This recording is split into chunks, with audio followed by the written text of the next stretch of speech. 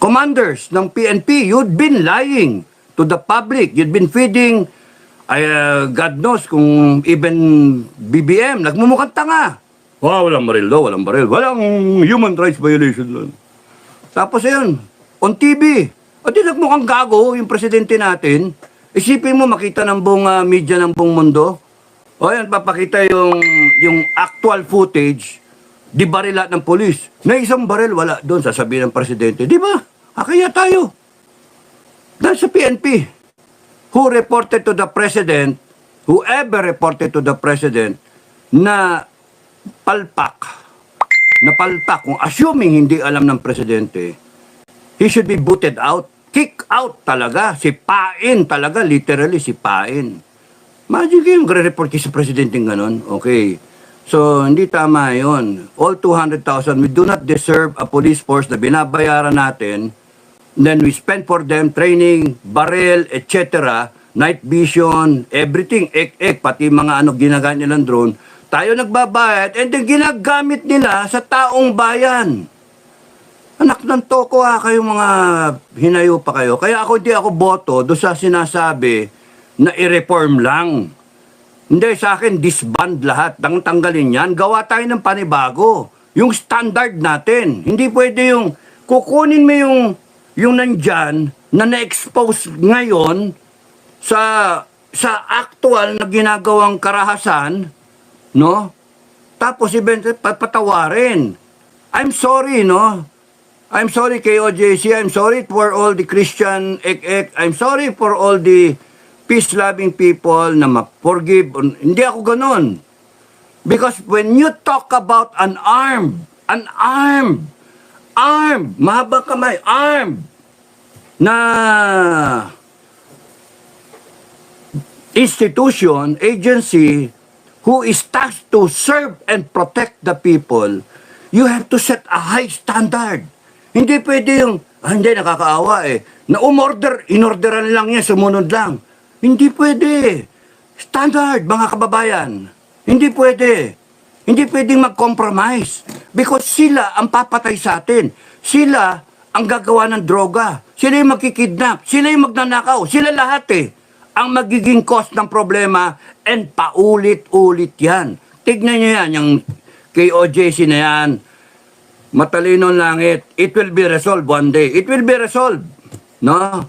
And then, after 5 years, 10 years, or even 20 years, mauulit yan. Gusto niyo ba yung paulit-ulit tayo? We have to set the standard. Right now, yung PNP is showing to everyone, to the whole world, that they are not worthy wearing the uniform. They are not worthy of taxpayers' money. They are not worthy of a single day, an hour of instructions and training, because wala talaga. Hindi pwede, walang pag-asa. Sipin mo, Chief PNP, sorry Marbil, Chief PNP, nasaan na yung courage, integrity, loyalty? Mayor, nasaan na? Saan na magan? Nakakaya ka. Diba? You can put a stop. You can end this by ordering all your people down the line. And anyone, dapat ganon, anyone who brings harm to the KOJC people will be met with the full extent of the law. Tartado kayo rin nababalitaan ko na pinupukpok niyo mga tao. Hindi, mukhang may basbas mo pa. Kaya complicit kayong lahat. Iikot ang gulong mga kababayan, mga PNP, no? Iikot ang gulong at mayayari kayo. Tapos nun, sino to? Si Torre. Torre, good luck sa'yo. Sino pa yung iba? Ha? Si Patay. Sino pa yung isa? Marantan. You know, ang tatapang ninyo, hindi pwedeng tapang nyo kasi may sinasandalan kayo. Hindi forever yan DILG. Hindi forever yung Bongbong Marcos. Hindi forever yan.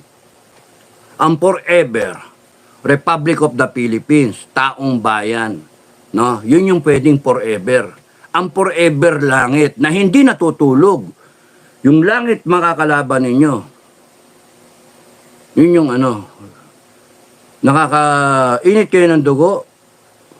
Pero kung talagang totoo na para sa akin, ako lang naman yon. Maawa kayong gusto nyo maawa, mga kababayan, maawa kayo. Pero sa akin, walang awa. Standard yung akin eh. Sorry, snappy ako eh. Sorry, pero may standard ako. Hindi pwede na palakpasin lahat yan. Hindi pwede na yung PNP tahimik na kayo kung ganyan, hiyang-hiya sila ng ginagawa ng ibang kabaro nila yung nangyayari ngayon. Tapos sasabihin ng iba na nandoon, yung 6,000 ba yan, 5,000, na pag-utusan lang kami, sumusunod lang kami ng utos. Tarantado. Kaya nga hindi kayo pwede. Because you do not know what is right and wrong. How can you implement the Constitution? How can you implement yung batas natin na hindi nyo nakikilala kung sino ang amo nyo? Hindi nyo nakikilala kung sino yung nagpapasweldo sa inyo. Hindi nyo nakikilala na dapat yung taong bayan ay siyang pinoprotektahan ninyo at kaalyado ninyo. Hindi yung taong bayan, sampal-sampalin nyo, sipa-sipain yung muka, igagapos ninyo, isprayan ninyo, ititirgas ninyo, may mamamatay, tatawanan nyo pa, putragis kayo, at 59 yung naka-hospital for medical attention. Meron nang naghihingalo, ay pampapasukin ng hinayupax kayo yung ambulansya. Anong klaseng mga tao kayo? Anong klaseng to serve and protect yan? You have grossly violated the Constitution. Kayong mga polis, no? Ang advice ko na lang sa inyo, hindi ako tatakot sa inyo. Huwag kayo manakot, hindi kayo dapat katakutan. Kayo dapat matakot sa taong bayan. At iwasan ninyo na umabot tayo sa armed conflict. No? Umiwas kayo. Ako, takot ako doon tayo hahantong. When every Filipino citizen would want to arm themselves and then get rid of you, PNP, and get rid of you, government. Yun na nakakatakot. Ayaw ko umabot tayo sa ganun. Kaya nga, tahimik lang, tahimik. Ayoko umabot sa ganun. Kasi pagka dumating tayo sa ganun, irreversible situation where we will kill each other, ay talo kayo. 5 milyon yung armas na rehistrado or loose firearms. 5 milyon. Imagine niyo yung 5 milyon na yung kalaban nyo. 5 milyon na katao. Matatalo kayo. 200,000 lang ang PNP. Eh, hindi pa lahat yan sasama. Iba dyan susurrender. And these people, no, the Republic of the Philippines, no, who might one day na enforce the Constitution on their own. Makakakita kayo ng totoong people's initiative. Hindi ako nananakot. Sinasabi ko sa inyo, na pwedeng mangyari yon, kaya hanggat maaari iwasan yon. PNP, ipaghandaan nyo yung sarili nyo, magiging kalaban kayo ng taong bayan. Kahiya-hiya talaga, kahiya-hiya. No, nakikita na namin kasi I have a gift of foresight, no? Nakikita ko na nagdedelikado tayo. Hanggat maaari nga umiiwas akong lumahok diyan sa mga rally-rally na yan because baka mamaya mag-declare ako ng kung ano-ano, eh ma-outlaw kayo. Kasi may dugo ko na sa inyo eh. Kaya hayaan ko lang na yung mga malalumana yung magsalita, sila na lang. Basta represented ako. Pero yung ganyan, kasi nag-practice na ako eh. Na effective immediately, yung mga ganon. Effective immediately. Disbanded kayo eh. Yung mga ganong style. Pero, sige, hayaan mo na. Nagsalita naman si Sara so okay na. Nagsalita naman si BP Sara Nagbigay naman siya ng patawarin. Sige, patawarin. Pero Madam President, no? May standard ako. Ako sa akin, kung ako masusunod, kung ako mag-advise, ikaw naman masusunod, no? Pero sa akin, kung ayaw mo magkaroon ng problema in your 6 years, no? Kung sakali or more na term, na kung pinataw sa'yo ng taong bayan, iyon ang isang problema.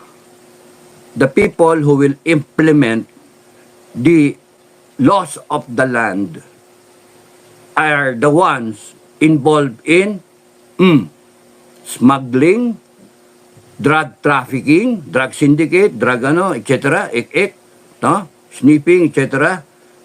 Tapos nun, rape, heinous crimes, di ba? Guns for hire, Hanep yan. Ito pa, yung ginagawa sa KOJC, paulit-ulit yan. Madam, paulit-ulit yan. Kaya nga, ang pinaka-the best dyan, buong kunana, abolish yung buong organization.